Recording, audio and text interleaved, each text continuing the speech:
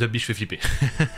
Salut à tous et bienvenue pour cette nouvelle histoire d'horreur, thread d'horreur, peu importe, etc. Bienvenue pour ce nouveau jour dans le calendrier de l'Avent de l'horreur. Nous sommes au jour 4. Ouvrez votre petite 4e case, mangez votre petit chocolat du calendrier de l'Avent en même temps que vous regardez cette vidéo. Et on est parti pour cette histoire encore un peu spéciale, vraiment différente de ce qu'on a vu hier, qui est plus ou moins un thread d'horreur aussi, mais une histoire très intéressante. Et là, on va aller toucher dans du paranormal. Sur ce, venez avec moi, on est parti pour cette nouvelle histoire. Let's go.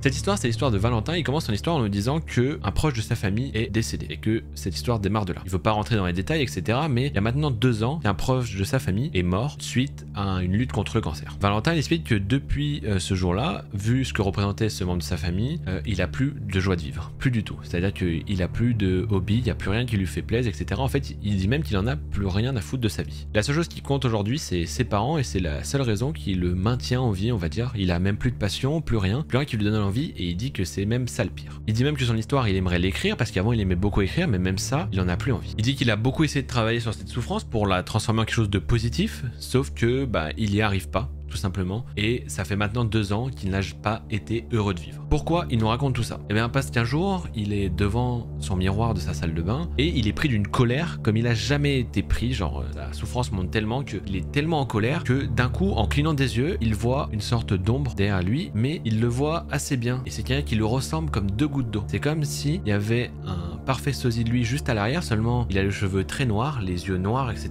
et un sourire assez effrayant au premier abord. Donc Valentin, il cligne des yeux, il voit ça, il comprend pas trop, etc. Bref, à ce moment-là, il passe un peu à autre chose, il dit que c'était sûrement son imagination. Sauf qu'à partir de là, cette chose va commencer à apparaître tous les jours chez lui et parfois pendant plusieurs heures. Souvent l'après-midi, alors qu'il est assis sur son canapé, cette chose apparaît juste à côté de lui, regarde dans le vide avec un regard noir et un sourire toujours sur le visage. Valentin il dit qu'il est très sceptique par rapport à ça et qu'il est même très rationnel, donc il sait très bien que ça vient de son imagination, mais en même temps il a l'air tellement réel qu'il ne peut pas ne pas être réel, mais en même temps il sait qu'il est pas réel. Vous voyez la contradiction? Bref, il sait que ça vient de son imagination, qu'il s'invente ça, mais il peut pas s'empêcher de croire qu'il est vraiment là, même s'il est dans son esprit. Et il va s'amuser à lui donner un nom. Cette chose s'appellera Dark. Et ça, pendant de longues semaines, ça va apparaître à côté de lui, avec un regard toujours plus effrayant, un sourire toujours sur le visage. Et il explique que, quelque part, Dark, c'est la personne qui le comprend le mieux. Et petit à petit, ça va devenir même son meilleur ami, son confident, il va même finir par lui parler. Même s'il sait que c'est dans sa tête, etc., il a l'impression que c'est la seule personne à qui il peut faire confiance. Le Dark, je vous rappelle qu'il est à côté de lui, avec ses cheveux raides et noirs, un peu comme dans The Grudge, les yeux noirs, un sourire sur les lèvres, et si vous voulez, Valentin il est tellement déprimé que ça va devenir vraiment son meilleur ami. Valentin il précise quand même une chose, c'est que ce n'est pas Dark qui agit en son nom, c'est-à-dire que ce n'est pas un dédoublement de la personnalité. Il voit vraiment Dark à côté de lui et il agit toujours pour son propre intérêt, Valentin, et jamais pour Dark. Que c'est pas un dédoublement de la personnalité qui prendrait possession de lui, c'est vraiment quelque chose d'extérieur qu'il voit à côté de lui. Les semaines vont s'enchaîner, etc. et Dark va rester assis là pendant parfois plusieurs heures. Valentin n'en parlera jamais à sa famille, évidemment, parce qu'il a peur qu'on le prenne pour un fou, et parfois il va bouger la tête comme ça et fixer Valentin avec un regard totalement vide qui va quand même parfois un peu l'effrayer. Plusieurs mois plus tard, voilà que Dark a disparu. Valentin commence tout doucement à aller mieux. Il pense que c'est à cause de ça que Dark n'est plus là. Il commence doucement à sortir de sa dépression, il commence à se refaire des amis, etc.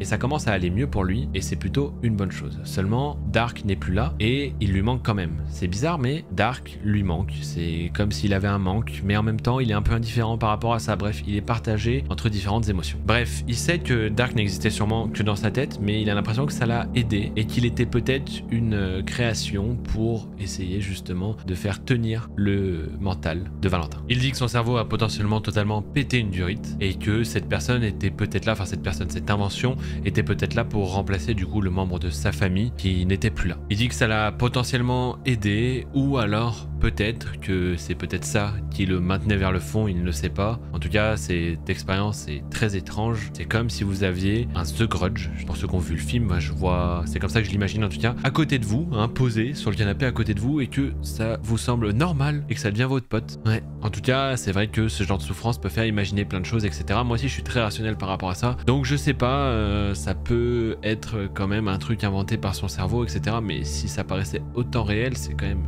étrange. Et surtout si ça a disparu comme ça du jour au lendemain, c'est quand même bizarre. En tout cas, on te souhaite un très bon courage, Valentin. On espère que tu te remets bien. Et si tu passes par là, bisous à toi.